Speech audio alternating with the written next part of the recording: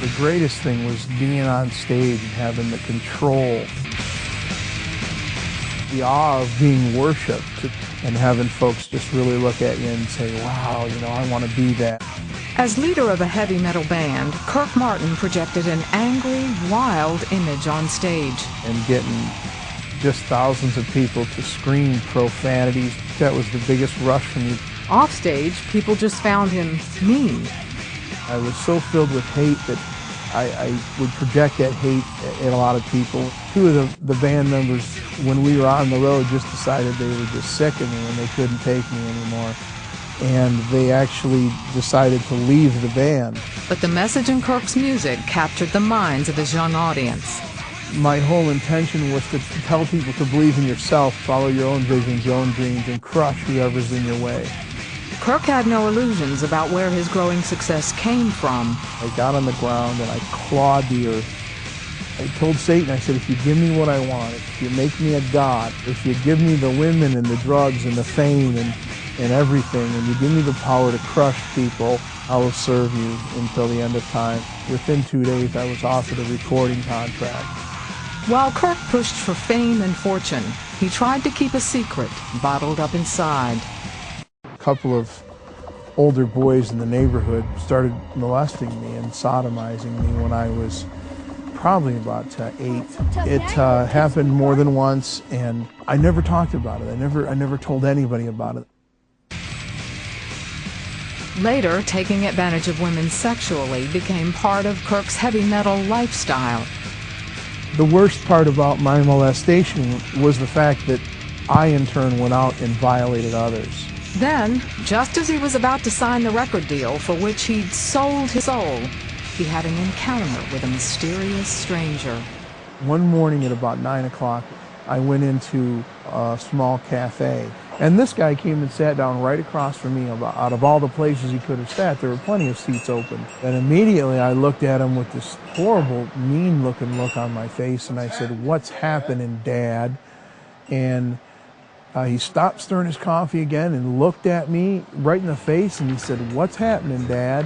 I jumped across the table and I put my nose right up to his, stared him in the eye, and I just cursed him. I called him every foul thing I could think of.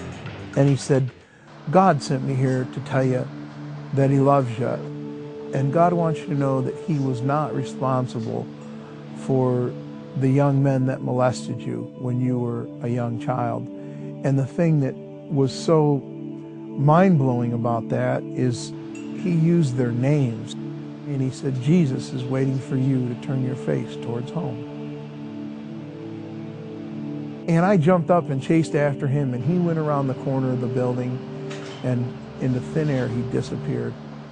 Not long after that, Kirk was sleeping in his band's tour bus when it shook violently in the middle of the night.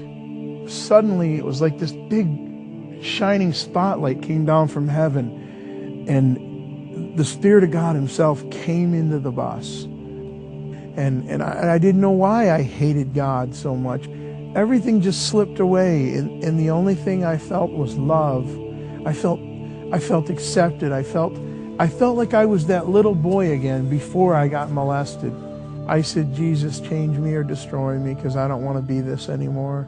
I realize now that in the presence of God, sin and hate and ugliness there's no room for it. It has to leave, and all these things began to leave my heart. Kirk cried himself to sleep, and when he woke up the next morning, everything seemed different. The grass was greener, the sky was fluffier, the clouds were beautiful, and I was different. Kirk never signed the contract for the heavy metal record deal. I had everything in my hand, everything I'd ever wanted, just sitting right there, and all of a sudden I didn't want it anymore. And I left everything and never went back. Kirk found a church in his hometown and began to grow as a Christian. A Christian counselor also urged him to seek out the young men who had molested him and forgive them. I did find him. I don't know if you remember me or not. And I said, "Why did you do this to me?" And then they began to tell me the story of how someone had violated them.